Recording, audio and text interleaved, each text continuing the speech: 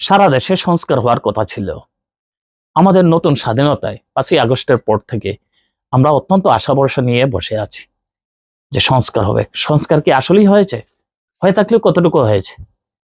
আমাদের ভিতরে কিসের দ্বন্দ্ব, কিসের ভয়, কেন সংস্কারটা সেই লেভেলে হচ্ছে না? প্রিয় দর্শক, বিষয়টা নিয়ে কথা বলা যাক।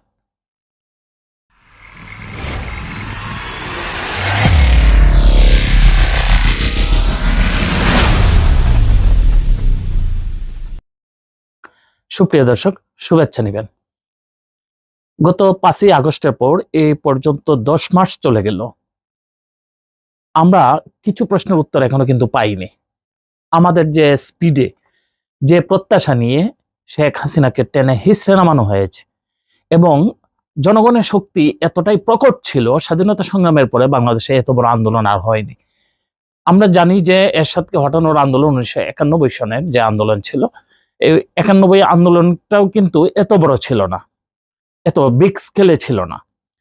এই যে এতগুলি মানুষ প্রাণহানি হলো, 2000 মানুষ প্রাণহানি হলো এবং প্রায় 40,000-এর মতো মানুষ পঙ্গু হয়েছে।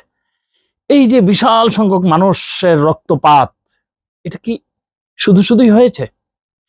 এখানে অত্যন্ত আক্ষেপের সাথে দু একটা কথা বলতে হয় যে ডক্টর ইউনূস সাহেব এককভাবে এখন পর্যন্ত আমাদেরকে যে অবস্থানে নিয়ে এসেছেন, তা থেকে কিন্তু আমরা আগামী গণতন্ত্রে উত্তরণ হওয়ার জন্য আমরা বলছি যে ছবি ঠিক আছে, কিন্তু আমাদের প্রত্যাশা কিন্তু মিটেনি। কেন মিটেনি? আপনি দেখুন, কিছু প্রশ্ন এখনো আমাদের ভিতরে আছে যে বিচার ব্যবস্থার মধ্যে এমন কি সংস্কারটা দরকার ছিল বা হয়ে পড়েছে যে এখন পর্যন্ত আমাদের বিচারটা দৃশ্যমান হচ্ছে না। কেন উনি করতে পারছেন না? এবং আপনারা কিছু বিষয়ে প্রশ্নে আপনারা কখনোই আপোষহীন হতে পারবেন না। যেমন রাজনৈতিক দলগুলি যখনই ক্ষমতায় আসে, তখনই তারা বিভিন্ন সংস্কারের নামে তারা যা করে, তার দলের ভিতরে তারা যা পোষণ করে বা ইচ্ছা পোষণ করে সেগুলিকে বাস্তবায়ন করে, কিন্তু সাধারণ জনগণের মাথা যে চিন্তাটা সেটা তারা ধারণ করে না সেই অর্থে। কারণ অনেক চিন্তা ভাবনায় আবার তাদের এগেনিস্টে চলে যায়। এখন সবচেয়ে বড় প্রশ্ন, আমাদের বিচার ব্যবস্থা আসলেই কি বিচার ব্যবস্থা স্বাধীন হয়েছে গত 10 মাসে? আমাদের যে পুলিশ প্রশাসন, সেটা যে আবার রাজনৈতিক হাতে ব্যবহৃত হবে না, সেটার গ্যারান্টি কি কেউ দিতে পারবে?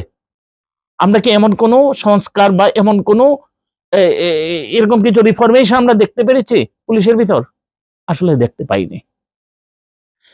সারা দেশে পতিত স্বৈরাচারের যেসব জনবল, বিশেষ করে প্রশাসনে যারা ছিল, তারাই আছে। এই 10 মাসে যদি অল্প অল্প করে মানুষদেরকে ছাঁটাই করা হতো, তাহলে সারা দেশে হয়তো এইভাবে দৃশ্যমান হতো না। এই 10 মাসে কিন্তু একজনও থাকার কথা নয়, কিন্তু আপনারা ভালো করে জানেন যে মানুষগুলি খুবই চিহ্নিত, সেই মানুষগুলি ছাড়া অন্য সবগুলি মানুষ রয়েছে। আমি সাধারণত ওসি কিংবা আমাদের যে সাব ইন্সপেক্টর, এই লেভেলটার কথা বলছি না, এর উপরের লেভেলটায়, অথবা প্রশাসনের যারা সচিব ছিল, যারা ডিসি ছিল, এডিসি ছিল, এদের কথা বলছি। ইওনো টিওনো এই পর্যায়ে বলছি না।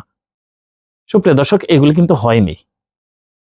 আচ্ছা, আগামীতে যে একটা ইলেকশন হবে, আমার ভিতরে একটা বিশাল বড় প্রশ্ন, এই ইলেকশনটা যে লেভেল প্লেইং ফিল্ড হবে, এটা ডক্টর ইউনূস সাহেব কোন ম্যাজিকের বলে এটা করে ফেলবেন?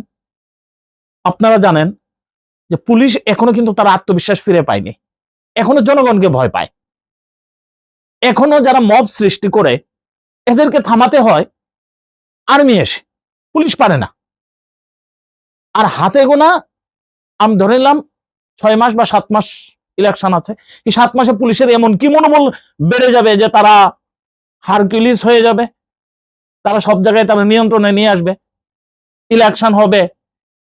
আপনারা ভালো করেই জানেন সারা দেশে আমাদের প্রচলিত রাজনীতিতে আমাদের পেশি শক্তির যে ব্যবহার, সেটা অত্যন্ত দুর্নির্বাণ।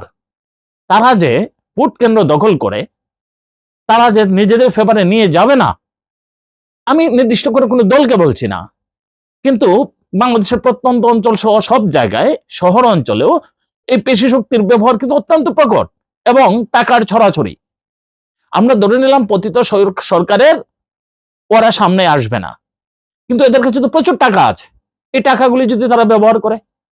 সুপ্রিয় দর্শক, এই যে সংস্কারের কথা বলছি আমরা, কিন্তু আসলে দৃশ্যমান কোন সংস্কারই আমরা দেখতে পাচ্ছি না। কিন্তু আসলেই সংস্কার একটা খুবই প্রয়োজন। এর মধ্যে সবচেয়ে বড় সংস্কারের দরকার ছিল প্রশাসনটাকে ঢেলে সাজানো, সেটা কিন্তু আমরা দেখতে পাইনি। সুপ্রিয় দর্শক, আরো কিছু বিষয় আছে যে আমাদের যারা নিহত হয়েছে সেই সব পরিবারদেরকে দেশবাসীর সাথে একটা পরিচয় করিয়ে দেওয়ার কথা সরকারের পক্ষ থেকে এমন কোনো উদ্যোগ আমরা দেখিনি। সুপ্রিয় দর্শক, রেগুলার কাজের পাশাপাশি এই সরকার যদি সিম্পল কিছু কাজ করত, তাহলে সাধারণ জনগণের মনে তাদের অবস্থান আরো বেশি হতো।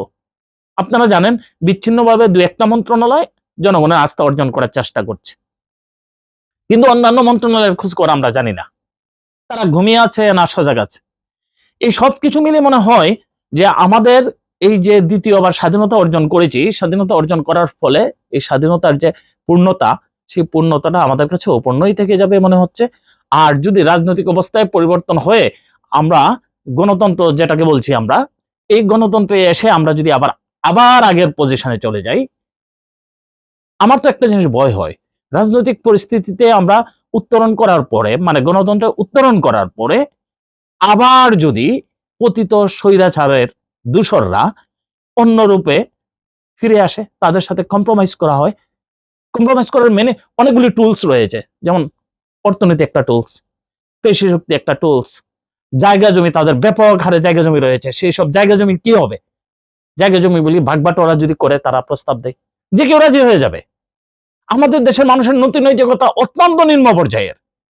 সুপ্রিয় দর্শক, একমাত্র জনসাধারণ ছাড়া, সাধারণ জনগণ, একজন রিক্সাওয়ালা, একজন সাধারণ মানুষ, তাদের সামনে যদি একটা মূল্যবান একটা বস্তু পড়ে থাকে, তারা সেটাকে নিয়ে যথাযথ ব্যক্তির কাছে তারা পৌঁছানোর চেষ্টা করে, প্রকৃত মালিকের কাছে। কিন্তু আমরা দেখছি যে যারা একটু লেখাপড়া করছে, যারাই একটু শহরে বন্দরে একটু বেশি ঘোরাফেরা করছে, তাদের মধ্যে এক প্রকারের মেন্টালিটি গড়ে উঠেছে, কত ভাবে বা কত তাড়াতাড়ি দ্রুত বড়লোক হওয়া যায়।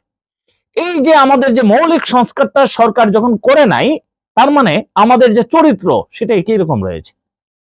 পুলিশ 3 দিন পরে আবার জনগণের উপর চড়াও হবে। আপনারা দেখেন, পুলিশের কিন্তু এখন মনোবল নাই, কিন্তু যেই একটা সরকার চলে আসবে, এর পরের দিন কিন্তু আপনারা মনে রাখবেন, এক একটা পুলিশ কিন্তু হারকিউলিস হয়ে যাবে। একজন সাব ইন্সপেক্টর তার দাপটের যন্ত্রণায় আপনি টিকতে পারবেন না। কারণ সাব ইন্সপেক্টর বলবে, আমি তো কাউকে তোয়াক্কা করি না, আমার সরাসরি স্বরাষ্ট্রমন্ত্রীর সাথে আমার যোগাযোগ, স্বরাষ্ট্রমন্ত্রীর পিএস আমাকে কল ধরে। আমি অতীতে এরকম শুনেছি, একজন সাব ইন্সপেক্টর থানার ওসিকে মানে না, থানার ওসি অত্যন্ত তার কাছে অসহায়। কেন?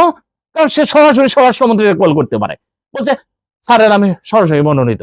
এরকম হাজার হাজার আমি সাব ইন্সপেক্টর আমি দেখেছি ঢাকা শহরে। সুপ্রিয় দর্শক, এই সমস্ত কিছু মিলে আমাদের সামনে চিত্রটা কিন্তু খুব একটা ভালো না। যদিও এই সরকারের গুণগান গাই, কেন গাচ্ছি, অন্ততপক্ষে এই পতিত দূষণের হাত থেকে দেশটাকে রক্ষা করার জন্য হলে আপনাদেরকে তো কোনো একটা রাস্তা বেছে নিতেই হবে। এই সরকার যেহেতু এই পতিত সরকারের পরে এসে হাল ধরেছে এবং এই পতিত সরকারের বিচারটা করছে, তাই আমরা এই সরকারের সাথে আছি। কিন্তু এইটা মনে রাখবেন, যারা এই সংস্কারটা করে নাই, কালক্ষেপণ করেছে, এটা কিন্তু একদিন অ্যানালাইজ করে বের করা হবে, এবং এই জন্য যারা দায়ী থাকবে তারা কিন্তু দেশে থাকতে পারবে না। তারা কিন্তু এর যে একটা কি বলে এটাকে প্রতিক্রিয়া, অথবা সাধারণ জনগণে এটা খুঁজে বের করবে, কাদের কারণে সরকারের এই যে সফলতা আসেনি, কাদের কারণে এই সংস্কারটা ভালোভাবে বাস্তবায়ন হয়নি, কাদের কারণে এই সাধারণ জনগণ যে সুফলটা পাওয়ার কথা ছিল সেটা পায়নি, এদেরকে কিন্তু ধরা হবে, এরা কিন্তু পার পাবে না। সুপ্রিয় দর্শক, আমাদের শুধু কথা বললেই হবে না, আমরা মাঠে নামছি। আর আপনারা যারা মাঠে আছেন, আপনারা এই জিনিসগুলি বেশি বেশি করে আওয়াজ তুলুন, যেন নির্বাচনের আগে অন্ততপক্ষে স্পেসিফিক ভাবে একটা জিনিসকে এই সরকার ঠিক করে দিয়ে যায়, যেমন নির্বাচন কমিশনটাকে সত্যিকার অর্থে স্বাধীন বানিয়ে যায়। এটা যে কোনো ভাবেই হোক, পৃথিবীর অন্যান্য শত শত দেশে এরকম ব্যবস্থা রয়েছে, কেন বাংলাদেশ কেন পারবে না? পেশি শক্তি থেকে এখান থেকে বের করে নিয়ে আসো। আর বিচার ব্যবস্থা, হ্যাঁ, একজন এমপি হোক কিংবা একজন প্রভাবশালী মানুষ হোক, তারা যেন মনে না করে যে হাইকোর্ট, সুপ্রিম কোর্ট বা ডিস্ট্রিক্ট কোর্ট তাদের পকেটে আছে, এরকমটা যেন মনে না করে। সত্যিকার অর্থে তাদেরকে স্বাধীন করে দিয়ে অন্তত এই দুইটা কাজ যদি করা যায়, এবং পুলিশ প্রশাসনে পুলিশের যে সিআরপিসি আছে সেই অনুযায়ী যদি তারা অ্যাক্ট করে, তাহলে আমার একটা ধারণা পুলিশ বিভাগ ইন্ডিপেন্ডেন্টলি কাজ করতে পারবে, এবং পুলিশ বিভাগকে ইন্সপেক্ট করার জন্য অথবা সবসময় মনিটর করার জন্য একটা বাহিনী গড়ে ওঠা হোক, বা একটা বাহিনী গঠন করা হোক, যে বাহিনী সবসময় পুলিশের কর্মকাণ্ডকে তদারকি করবে। এর মধ্য দিয়ে যে সংস্কারটা হবে, পুলিশ অন্ততপক্ষে কিছুটা ভয় পাবে দুর্নীতি করতে। আপনাদের মনে রাখবেন একটা কথা, যদি ওই কথাটা অত্যন্ত কঠিন একটা কথা, একটা থানার ওসি একদিনে যে পরিমাণ অন্যায় করে একটা শীর্ষ সন্ত্রাসী তা 1 বছরও করতে পারে না। একটা সাব ইন্সপেক্টর 1 মাসে যে অন্যায়গুলি করে মানুষের সাথে, একজন শীর্ষ সন্ত্রাসী 1 বছরে তা করা সম্ভব হয় না। সুপ্রিয় দর্শক, এই পুলিশদেরকে পুলিশের কর্মকাণ্ড করার জন্য যে সংস্কারটা দরকার, যেভাবে দরকার, সেই ব্যবস্থাটা সবার আগে করা উচিত। সুপ্রিয় দর্শক, ভালো থাকবেন। আমার কথা ধৈর্য ধরে শোনার জন্য ধন্যবাদ। আমরা সংস্কারের প্রশ্নে এখন থেকে কথা বলবো। আসসালামু আলাইকুম।